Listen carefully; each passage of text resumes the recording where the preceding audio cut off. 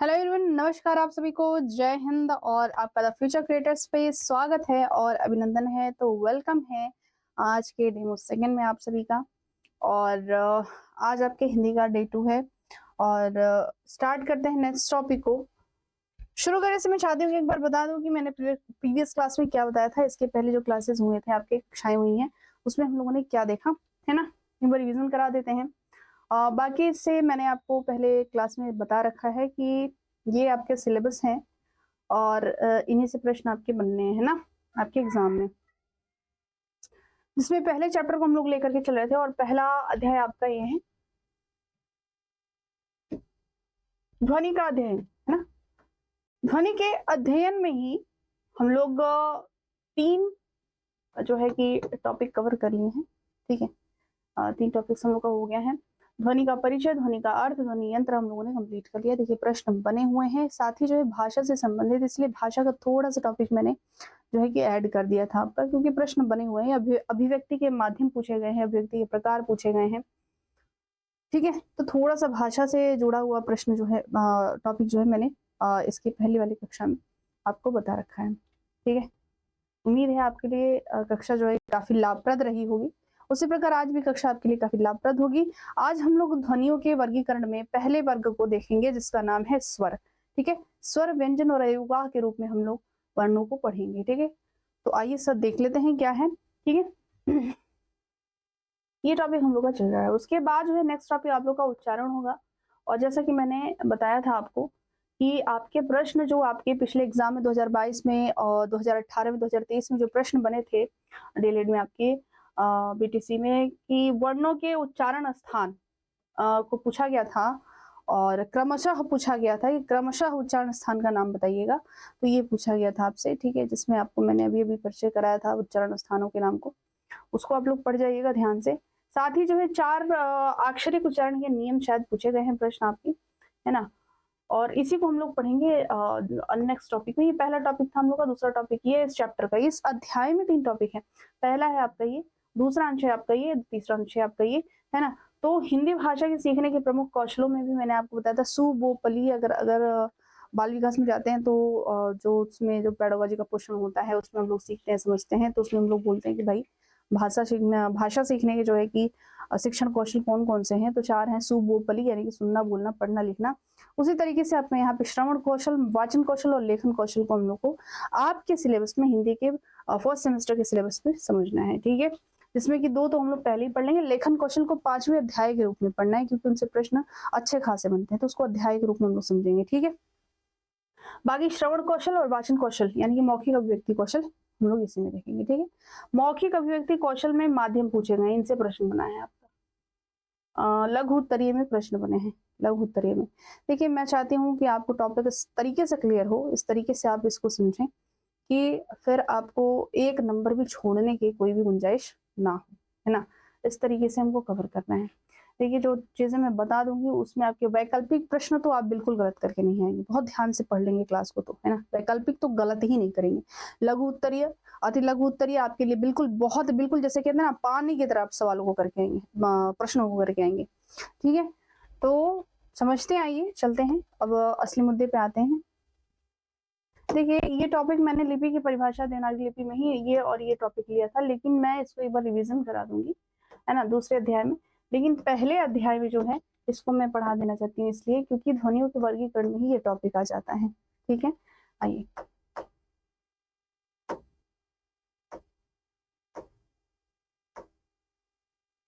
हिंदी भाषा का संक्षिप्त परिचय हम लोगों ने कर लिया था और हिंदी का अस्तित्व भी बताया मैंने, ध्वनि का परिचय भी समझा, बताया।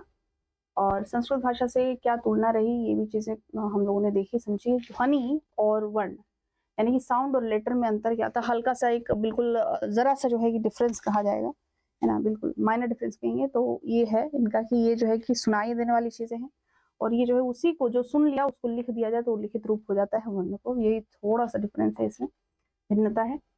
ध्वनि यंत्रों के बारे में चर्चा हम लोगों ने किया। तो श्वास नलिका से स्टार्ट करके भोजन नलिका, कंठपीठक, आपका स्वर तंत्री, अभी काकल और काकल। देखिए काकल जो होता है ना, जो आपके अरबी और फारसी बोले जाते हैं, जो अरबी भाषा और फारसी भाषा बोलते हैं, है ना, क करके क, ना, ख, ग ऐसे बोलते हैं ना, तो आप जब नुक्ता वाले जो आपके वर्ण होते हैं जिसमें नुक्ता लगा होता है, जैसे ये हो गया, ह हो गया, है ना, ये जो नुक्ता लगता है, नीचे बिंदी जो लगती है, ऐसे जो अरबी फारसी वाले शब्द होते हैं वो उसमें काकल का बहुत ज्यादा उपयोग होता है। ठीक है, मुख वीवर हो गया, नासिका वीवर हो गया, कंठ मुख वीवर हो गया, कोमल तालु हो गया, मूर्धा, वर्त्स्य एवं दंत, नासिका, ओष्ठ, जिह्वा मूली, सारे हम लोगों ने देख लिए थे, साथ ही मैंने ये आपको दिखा दिया था।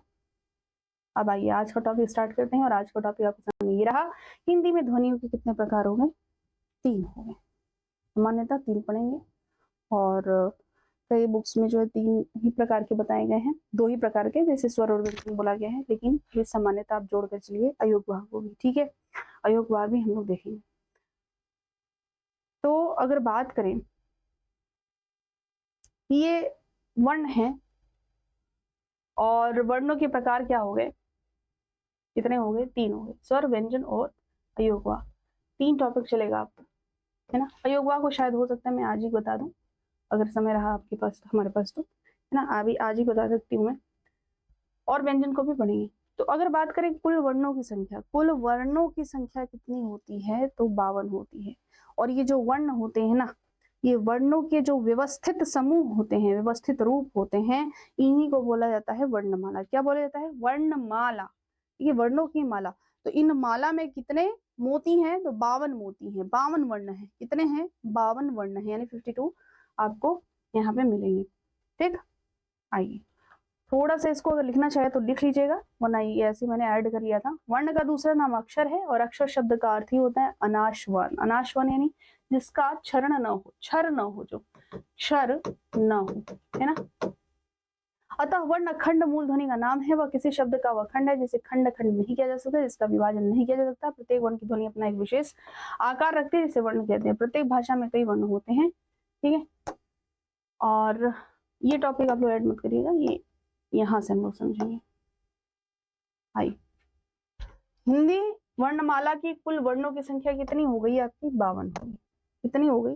52 हो गई, ठीक है। जिसमें कि मूल स्वर कितने हैं? 11 है। मूल स्वर संस्कृत में 13 होते हैं। संस्कृत भाषा में स्वरों की संख्या 13 बताई गई है, ठीक है।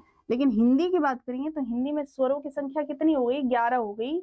लेकिन मात्रा अगर पूछे कि स्वरों में मात्राएं कितनी हैं, स्वरों की मात्राएं कितनी है, कुल कितने मात्राएं स्वरों में? मात्राएं, मात्राओं की संख्या कितनी है? मात्राओं की संख्या कितनी है? मात्राओं की संख्या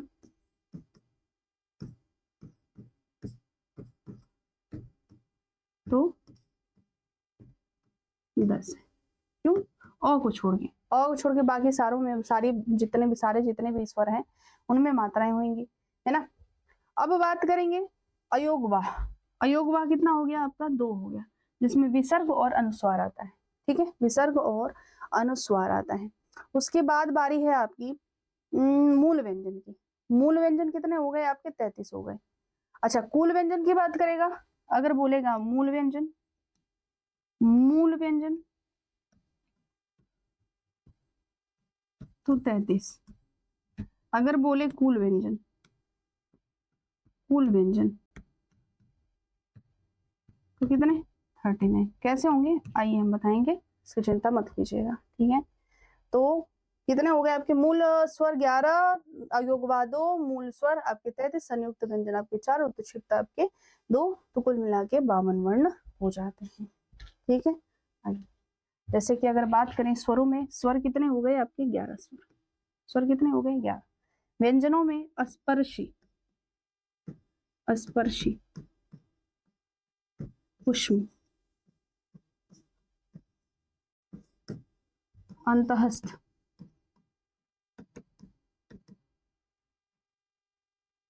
संयुक्त, ये कुल 41 होते हैं, ठीक है। उसके बाद आपका द्विगुण 39 होता है कुल, ठीक। और 2 जो हो गया आपका वो अयोगवाह हो जाता है। ये 2 जो है अयोगवाह। अयोगवाह में कौन कौन से आते हैं भाई? कौन कौन से आते हैं? अनुस्वार आएगा, अनुस्वार, और दूसरा क्या आ जाएगा? विसर्ग आ जाएगा। प्रश्न पूछा है कई बार, और स्पेशली जो है वैकल्पिक प्रश्न आते हैं इसमें। अनुस्वार कौन से, जो अंक की मात्रा लगाते हो ना, अंक की मात्रा, बिंदी जो लगाते हो, नुक्ता जो लगाते हो। और विसर्ग कौन सा है, ये आपके विसर्ग, और ये कंठ से निकाले जाते हैं, मतलब कंठ उच्चारण स्थान इनका कंठ होता है। और स्पर्शी की बात करेंगे तो संख्या में कितने हैं, 25 है, क से लेके म तक स्पर्शी व्यंजन। उष्म संख्या में कितने हैं, 4 है। अंतःस्थ संख्या में कितने हैं, 4 है। संयुक्त संख्या में कितने हैं, 4 है।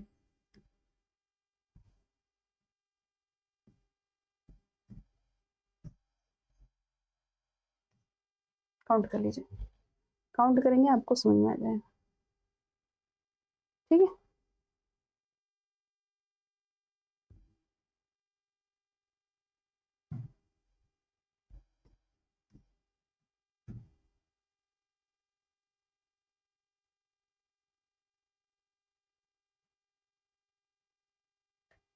क्लियर।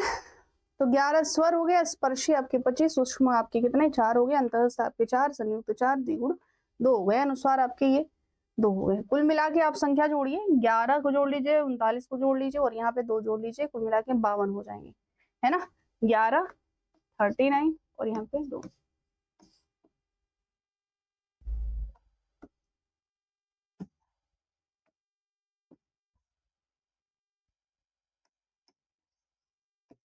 हुए ना, हुए कुल। तो ये थी आपकी स्थिति वर्णों की, ठीक है, वर्णों की। अब एक एक करके पढ़ेंगे कि स्पर्शी कौन कौन से हैं, उष्म कौन से हैं, अंतःस्थ कौन से, संयुक्त कौन से और द्विगुण कौन से, ठीक है। ये व्यंजन है, इसको हम लोग पढ़ेंगे, लेकिन इससे पहले हम लोग स्वरों को पढ़ेंगे। सबसे पहले आज का जो टॉपिक है वो आपका ये 11 स्वरों के विषय में पढ़ेंगे, और उनको किन आधारों पे, किन आधारों पे कितने भेदों में बांटा गया है, ठीक है, इसको समझा जाएगा। तो सबसे पहले हम लोग परिभाषा से शुरू करते हैं और समझते हैं कि स्वर किसे कहते हैं। तो जिन वर्णों का उच्चारण बिना किसी के सहायता के किया जाता है उसे कहा जाता है स्वर, यानी बिना किसी बाधा के जब इनका उच्चारण किया जाता है तो कोई भी बाधा, उच्चारण स्थान से कोई भी बाधा उत्पन्न नहीं होती है। अर्थात जो वात है, आपकी वायु है, निकलने वाली वायु उच्चारण के वक्त, वो बाधा उत्पन्न करने वाले किसी भी अंगों का सामना नहीं करेगी। जैसे कि आपको व्यंजन में करना पड़ता है, लेकिन स्वरों में आपको किसी भी प्रकार की बाधा का प्रयोग नहीं करना। जैसे क बोलोगे तो आपका जो अंदर का भाग है, क कंठ से निकलने वाला, वो थोड़ा सा स्पर्श करेगा किसी न किसी भाग को, लेकिन अ बोलिए, आ बोलिए, ई बोलिए, कहीं से ये निर्बाधित रूप से, मतलब बिना बाधा के निर्बाध रूप से वायु जो है कि खुल के बाहर आती है, बिना किसी के सहयोग से ये जो है कि वर्ण बोले जाते, उच्चारित किए जाते हैं, इन्हीं को बोला जाता है स्वर, ठीक है। बाकी आप यहाँ पे डेफिनेशन देख लीजिएगा, रट लीजिएगा। इनके उच्चारण में भीतर से आते हुई वायु मुख से निर्बाध रूप से निकलती है। ये पॉइंट थोड़ा सा आप लोग नोट कर लीजिएगा चाहिए तो, ठीक है। क्या है पॉइंट कि हिंदी वर्णमाला में पूर्व में स्वरों की संख्या पहले कितनी थी, पहले कुछ समय पहले तक 14 थी, जिसमें कि आप कौन सी एक्स्ट्रा जोड़ी जा रही थी, एक री और बड़ी री, एक री और बड़ी री, बड़ी री और यहाँ पे एक छोटी री और एक बड़ी री, ठीक है। संस्कृत में छोटी ली और छोटी री है जो ऐड किया गया आज भी, लेकिन पहले जो है 14 थी, इन्हीं दोनों को। ये जो 4 एक्स्ट्रा मिल जाते हैं, 3 एक्स्ट्रा मिल जाते हैं ना, ये 3 जो है कि एक्स्ट्रा मिल गए थे, ठीक, पहले बोले जाते थे। इनमें अयूरी जो है ह्रस्व है, वहीं आ, बड़ी ई, बड़ा ऊ, ए, ऐ, ओ और दीर्घ स्वर माना जाता है। री दीर्घ और री, ह्रस्व और दीर्घ दोनों का प्रयोग अब नहीं होता है। इनका जो दीर्घ वाला री यानी बड़ी री जैसे कहा जाता है, और बड़ी री जो कहा जाता है, इन दोनों का प्रयोग अब नहीं होता है। अर्थात अब कितने बच गए हैं आपके, तो 11 बच गए। उम्मीद है समझ में आया होगा।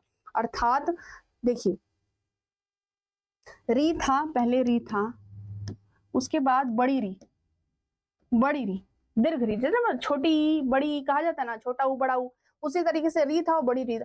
री के साथ भी यही था, री के साथ भी यही सिस्टम था, ठीक है, री के साथ भी यही। तो ये बड़ी, तो ये तीनों को हटा दिया गया, इन तीनों को क्या किया गया, कैंसिल कर दिया गया। बाद में व्याकरणों ने इनको हटा करके केवल री को मान्यता दी। और अब जो है, अब कितने हैं, 11 हैं। पहले 11 में 3 जोड़ दीजिए, 14 थे। पहले कितने थे, 14, अब नहीं है, और अब हैं 11। इन सभी को हटा दिया गया, अब ये री, ठीक। ये चीजें ध्यान में रखिएगा, आगे बढ़। अब देखिए, एक छोटा सा उदाहरण लेना चाहती हूँ। जैसे आपका परिवार है, आपकी फैमिली, ठीक है, आपकी फैमिली है और आपकी फैमिली में घर की जिम्मेदारियां बांटी गई, आपके परिवार में घर की जिम्मेदारियां बांटी गई। दादाजी आए, बोले भैया घर का राशन पता फला आदमी देखेगा, ठीक, घर का जो बच्चों का फीस उस है फला आदमी देखेगा, घर का खाना पीना का व्यवस्था फला आदमी देखेगा, चूल्हा चौका बर्तन जो बाहर मार्केटिंग का काम फला, इस तरीके से काम को बांट दिया गया। तो ये आधार हो गए, क्या हो गए, आधार होकर के घर के लोगों को बांट देना, लेकिन है तो क्या वो एक ही परिवार में एक ही लोग। उसी प्रकार से स्वरों के परिवार की बात करें तो स्वरों को भी है तो परिवार 11 के, हैं तो 11 के, लेकिन 11 को अलग अलग आधारों पे बांट दिया गया, अलग अलग आधारों पे बांट दिया गया। जैसे कि 11 स्वर हैं, कन्फर्म है ना, 11 स्वर हैं आपके, लेकिन अब उनमें जो है कि 6 आधार रखे गए, 6 आधार रखे गए। जैसे पहले आधार पे भेद निकालेंगे हम, पहले आधार पे ये देखिए, ऐसे नहीं कहा जा सकता है कि स्वरों के कितने भेद होते हैं, आप नहीं ऐसे पूछ सकते हैं। प्रश्न अगर पूछेगा तो ऐसे पूछेगा कि उच्चारण स्थान के आधार पे स्वर के कितने भेद होते हैं, जीभ के उठने के और बैठने के आधार पे स्वर के कितने भेद होते हैं, मुख के आवृत्ति बनाने के आधार पे कितने भेद होते हैं, यानी मुख के खुलने के आधार पे कितने भेद होते हैं, या फिर आपसे पूछेगा कि इन वर्णों के स्वरों के उच्चारण करने में लगने वाली मात्राओं के आधार पे स्वरों के कितने भेद होते हैं, ऐसे पूछेगा। या फिर आपके ओष्ठ, ये तो हो गया आपका, जिह्वा के ये भी हो गया, रचना या फिर बनावट के आधार पे जो है स्वरों के कितने भेद होते हैं, ऐसे प्रश्न पूछे जाएंगे। ऐसे डायरेक्ट नहीं पूछेगा स्वर के कितने भेद होते हैं, हाँ स्वरों की संख्या कितनी होती है ये पूछा जाए, तो संख्या जब बोले तो 11 होती है, भेद के लिए उनको आधार बताना पड़ेगा, ठीक है। एग्जाम अथॉरिटी को ये आधार पूछना पड़ेगा। तो 6 आधार हैं। पहला आधार है उच्चारण में लगने वाले समय मात्रा के आधार पे स्वरों के कितने भेद, तो 2 भेद होते हैं। कितने, 2 भेद होते हैं। संस्कृत में 3 होते हैं, हिंदी में 2 होते हैं। कौन से, ह्रस्व स्वर और दीर्घ स्वर। कौन कौन से, ह्रस्व स्वर और दीर्घ स्वर, ठीक है। उसके बाद रचना, संरचना, बनावट, निर्माण, उत्पत्ति के आधार पे तो मूल हो गए, संयुक्त हो गए, ये थोड़ा सा विधिवत क्योंकि इनसे प्रश्न बनते हैं, ठीक है। मूल और संयुक्त, रचना के आधार पे, बनावट के आधार, उनकी बनावट कैसी है, रचना कैसी है। उसके बाद जिह्वा के उत्थापित भाग के, जीभ उठ रही है, कितनी उठ रही है, कौन सा भाग उठ रहा है, आगे का, पीछे का या फिर मध्य का, आगे का, पीछे का या फिर मध्य का। फिर मुख के खुलने के आधार पे, यानी कि कितना खुल रहा है, थोड़ा खुल रहा है, सबसे कम खुल रहा है, ज्यादा खुल रहा है, संवृत है, विवरित है, अर्ध संवृत है, अर्ध विवरित है, आधा विवरित है, आधा संवृत है, कैसा है, ठीक है। इस आधार पे स्वरों को 4 भेदों में बांटा गया।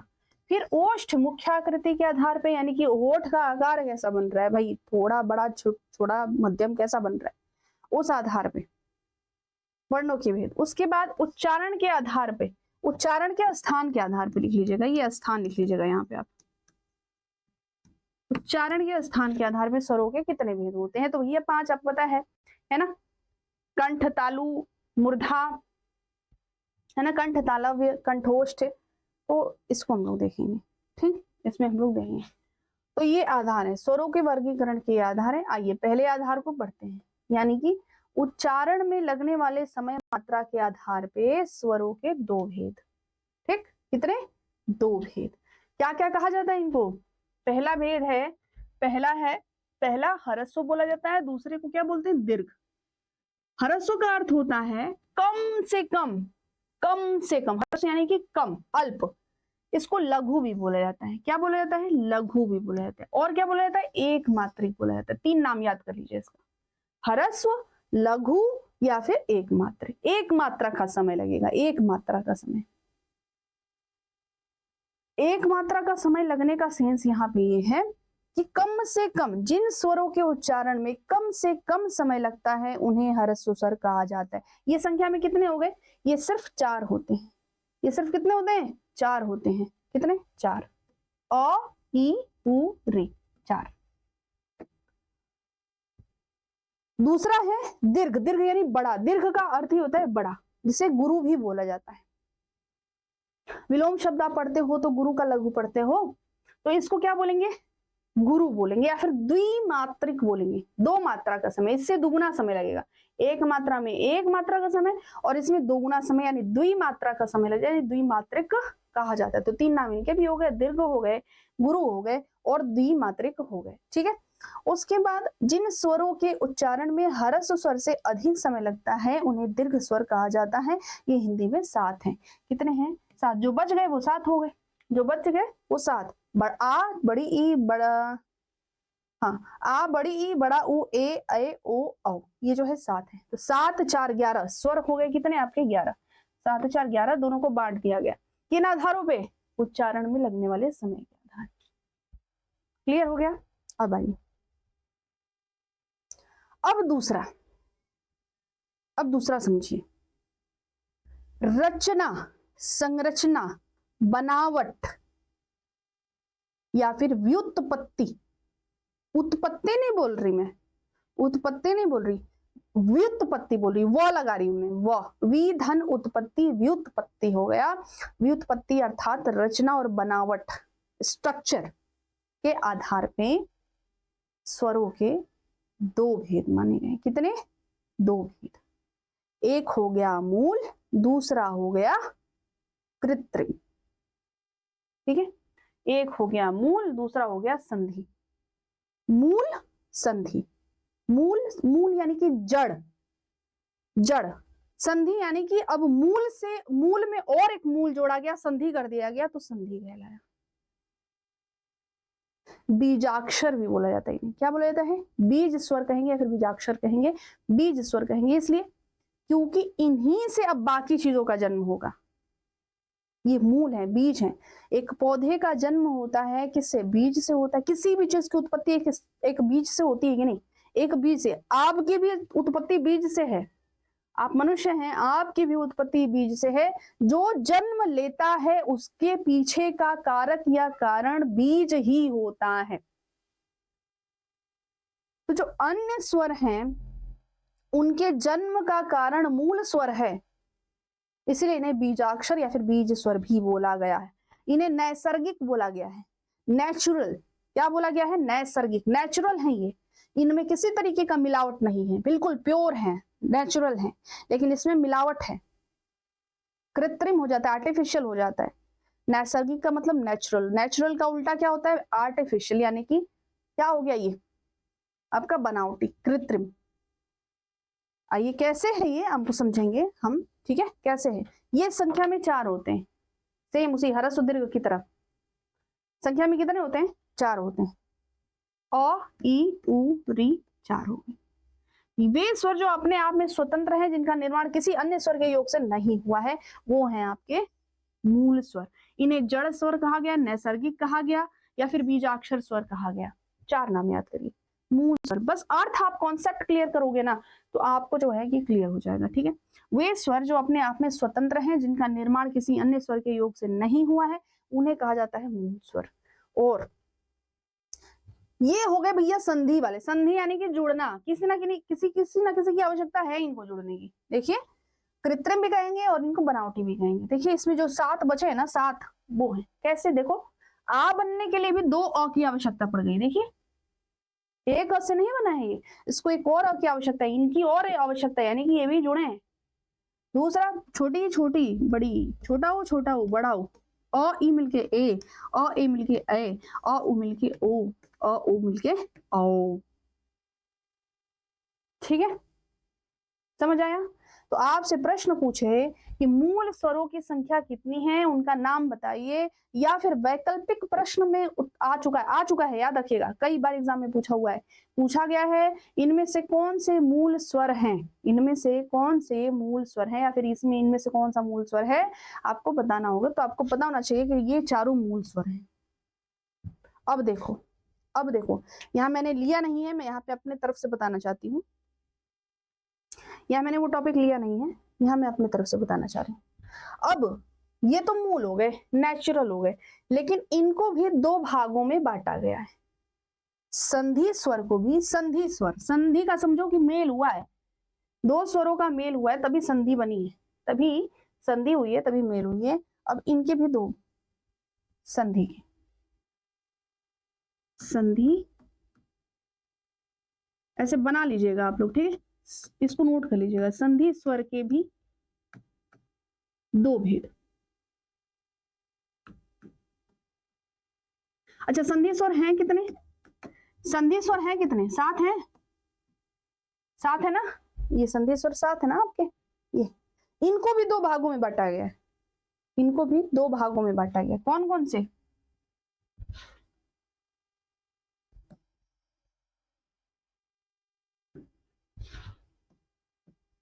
मूल संधि,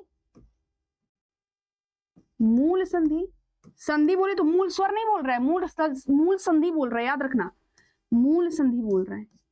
क्या बोल रहा है? मूल संधि बोल रहा है, याद रखना, ठीक है। या फिर इन्हें क्या बोल सकते हो? सजातीय बोल सकते हो, ठीक है, सजातीय बोलेंगे इसको, ठीक, इसको बोलेंगे मूल दीर्घ या फिर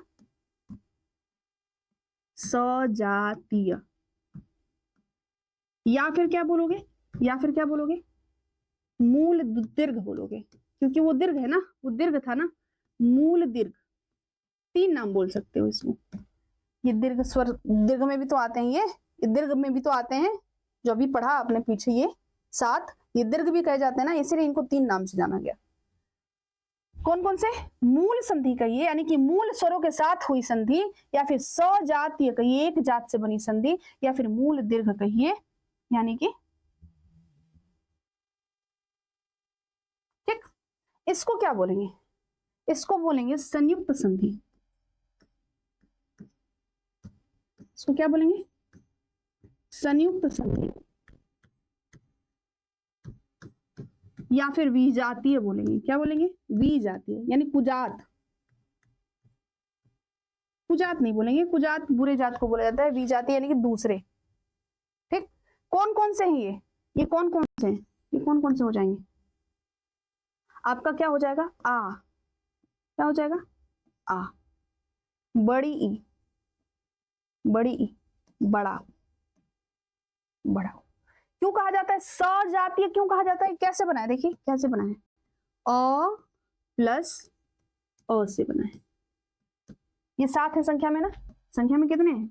आ, बड़ी ई, बड़ा ऊ, ए ओ औ। इन्हीं को बांटूंगी मैं, इन्हीं को बांटूंगी मैं।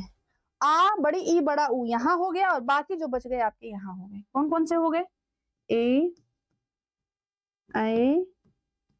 ओ हो। ये एक ही जात से बना, देखो एक ही जात का है कि नहीं, एक ही जात का है कि नहीं, इसीलिए इसको सजातीय बोला गया, एक जात का, एक जात सहित। छोटी ई, छोटी ई, छोटी ई, छोटी ई, छोटा ऊ, छोटा ऊ, एक ही जात के हैं, देखो एक ही जात के मिलने से बना, इसीलिए इसको क्या बोला गया? सजातीय बोला गया। संयुक्त संधि में क्या बोला गया? ये जो हैं एक जात से नहीं मिले हैं, एक जात में ब्याह शादी इनका नहीं हुआ है, अलग अलग जात के, इसलिए इनको विजातीय कर दिया गया। क्या बोला गया? अ प्लस ई से बना है ये, देखो एक जात का है, ई अलग जात का हो गया, अ अलग जात का हो गया, इसलिए विजातीय बोला गया। ये क्या हो गया? अ प्लस ए से बना है, अ प्लस ए से अ बना है, इसलिए संयुक्त बोला गया। इसको क्या बोला गया? संयुक्त बोला गया। ओ, अ प्लस उ, अ प्लस उ से, देखो तो अलग अलग जात के हो गए। औ कैसे बना? अ प्लस उ से बना, समझ गए? तो इनको भी जो है, इनको भी बांटा गया किसमें? इनको भी बांट दिया गया दो भागों में। किनको बांटा गया? इसको। संधि स्वर के भी दो भेद हो गए, इसके अंदर ही लिखिएगा, इसके अंदर ही लिखिएगा। दूसरा वाला जो पार्ट है इसी के अंदर संधि स्वर, और संधि के नीचे एरो लगा करके इनके 2 पार्ट बना दीजिएगा। और 2 पार्ट कौन से हो गए? मूल संधि या फिर सजातीय मूल संधि। ये मूल स्वर की बात नहीं कर रही, मूल संधि स्वर है, ये संधि स्वर है, संधि की भेद में। इनको भी 2 भाग में 7 को बांट दिया गया, तो ये हो गए आपके क्या?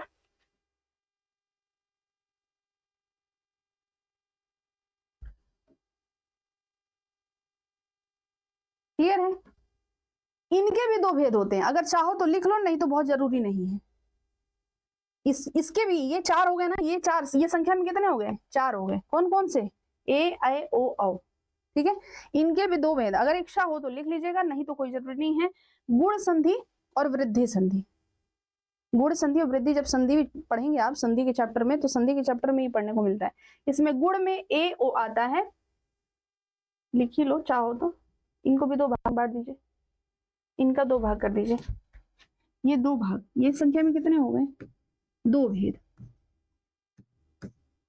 दो भेद हो गए इनके। क्या? गुण संधि, गुण संयुक्त संधि और वृद्धि।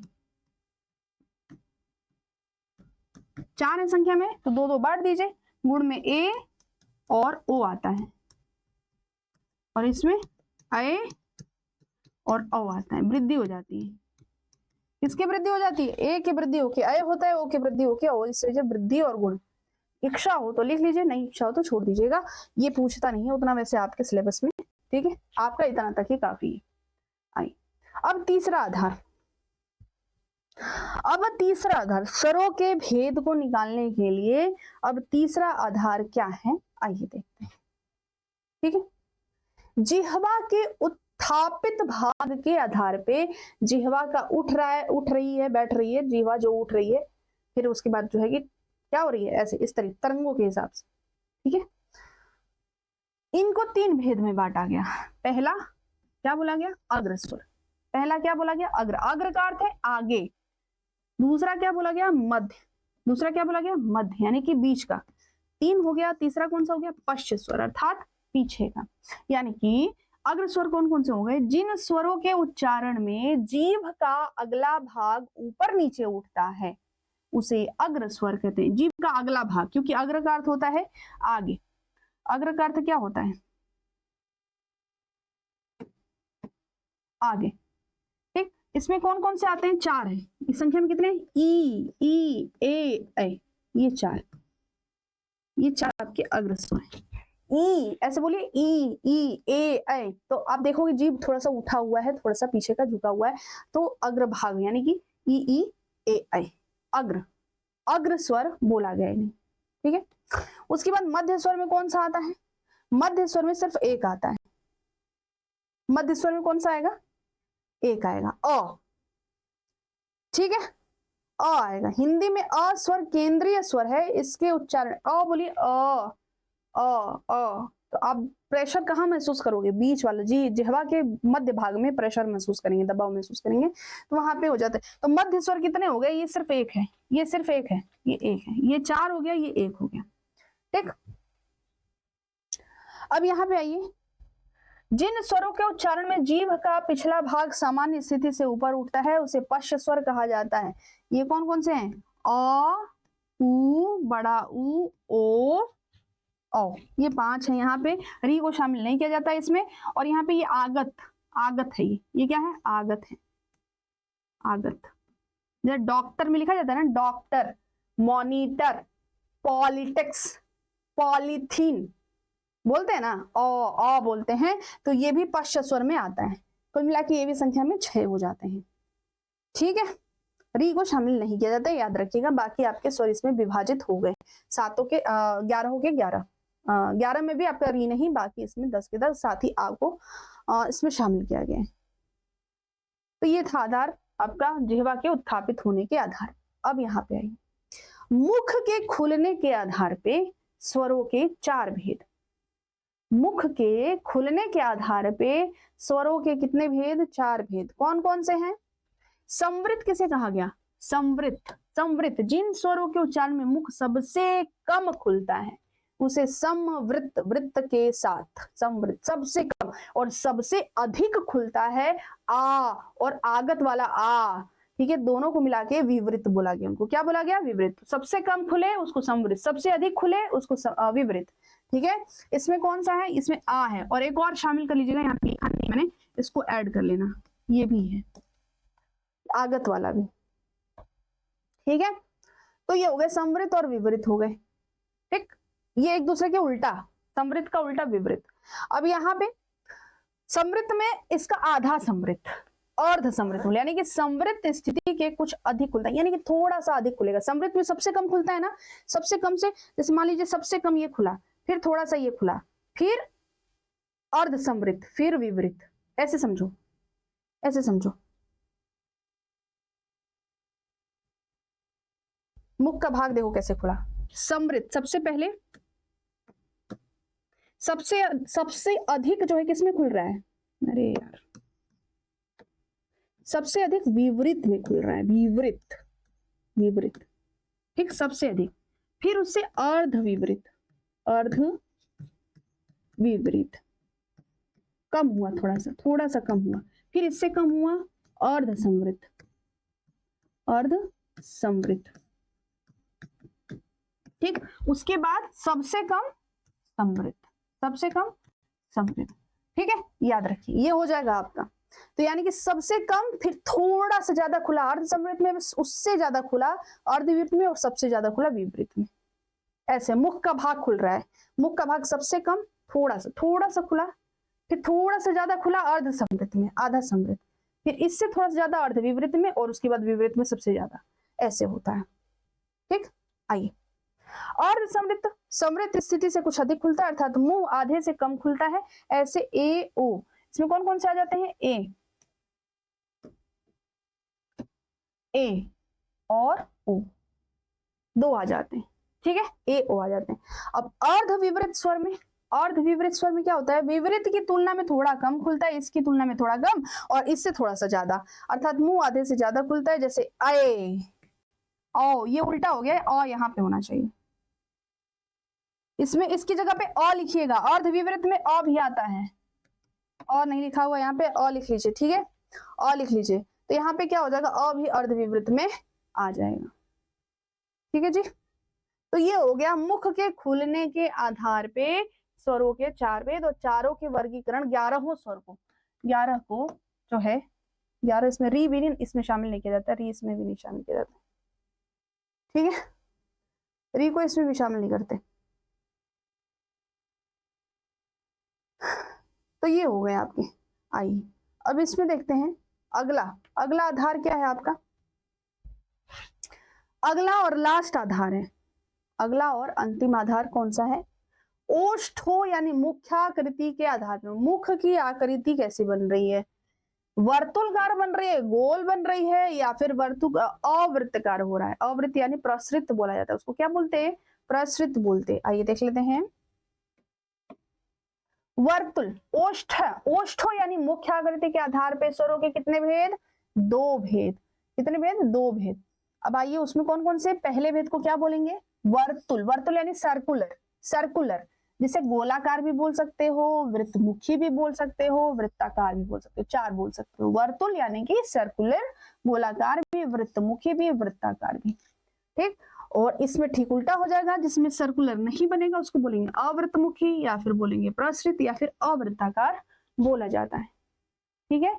वे स्वर जिनका उच्चारण करते समय ओष्ठ गोल हो जाता है, अर्थात तो वृत्त जैसी आकृति ग्रहण कर ले, उसे बोलते हैं वर्तुलाकार स्वर। यानी कि यहाँ पे क्या क्या हो जाएगा, ऊ, बड़ा ऊ, ओ, औ, और ये आगत औ।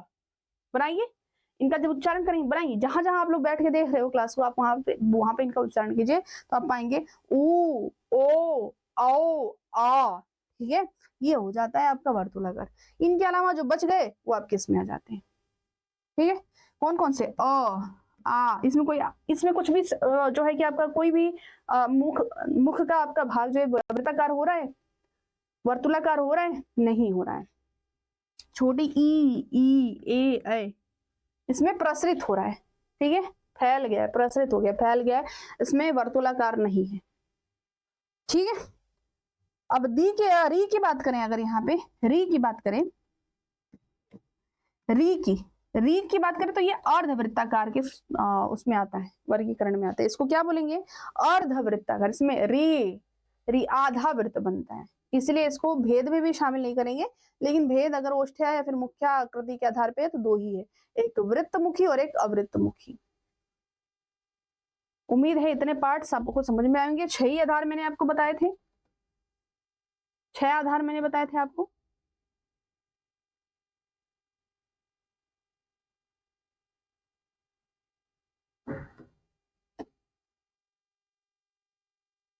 अच्छा एक और बचा यहाँ पे, उच्चारण के स्थान के आधार पर। अब देखिए उच्चारण स्थान के आधार पे, लास्ट उच्चारण स्थान के आधार पे कंठ से बोले जाने वाले स्वर, कंठ से अ और आ कंठ से बोले जाने वाले स्वर कहलाते हैं। ठीक है, तालव्य स्वर, तालु से बोले जाने वाले छोटी ई बड़ी ई, छोटी ई बड़ी ई आपका तालव्य हो जाएगा। मूर्धन्य स्वर में री, क्या हो गया री, री मूर्धन्य हो गया, मूर्धन्य हो जाते। ओष्ठ में ऊ ऊ ऊ। ठीक, अच्छा इसमें क्या होता है, इसमें जो है कंठ और तालव्य, कंठ और तालु दोनों का मिश्रण होता है। किसमें, ए में, ए में, ए और ए में कंठ तालु का मिश्रण होता है। तो अगर आपसे सवाल पूछे इनमें से कंठ तालव्य कौन से स्वर हैं, आप उसमें ऑप्शन में ढूंढिएगा, विकल्प में ढूंढिएगा कि ए और ए दिया हुआ है कि नहीं। ठीक है, उसके बाद जो है कंठोष्ठ, उसके बाद क्या, कंठोष्ठ यानी कि कंठ की भी आवश्यकता पड़े और होठ की भी आवश्यकता पड़े, वहां पे हो जाएगा कंठोष्ठ, अर्थात ओ और औ, ओ और औ। अब ये 11 के 11 हो गए कि नहीं, देखिए 2 2 4 5 6 7 8 9 10 11, 11 के 11 हैं। 11 स्वर को उच्चारण स्थान के आधार पे 6 भेदों में बांटा गया, कंठ तालव्य मूर्धा ओष्ठ। यहाँ पे दांत नहीं होता, याद रखिएगा, दंत नहीं रहेगा, यहाँ पे कंठ तालव्य मिश्रित हो जाएगा और कंठोष्ठ हो जाएगा। ठीक, ये आखिरी आधार था आपको स्वरों के वर्गीकरण के लिए। ठीक है, स्वरों के वर्गीकरण के लिए आखिरी आधार। अब आइए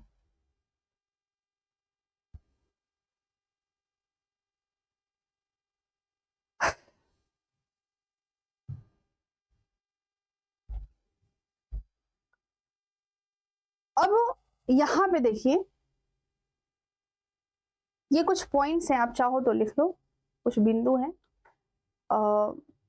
इनसे कोई प्रश्न बनना नहीं है, लेकिन फिर भी आप समझिए। अनुनासिक में एक होता है आपका अनुनासिक और निरनुनासिक। कैसे होता है, अनुनासिक में क्या होता है, अनुनासिक में, अनुनासिक किसे कहा गया है,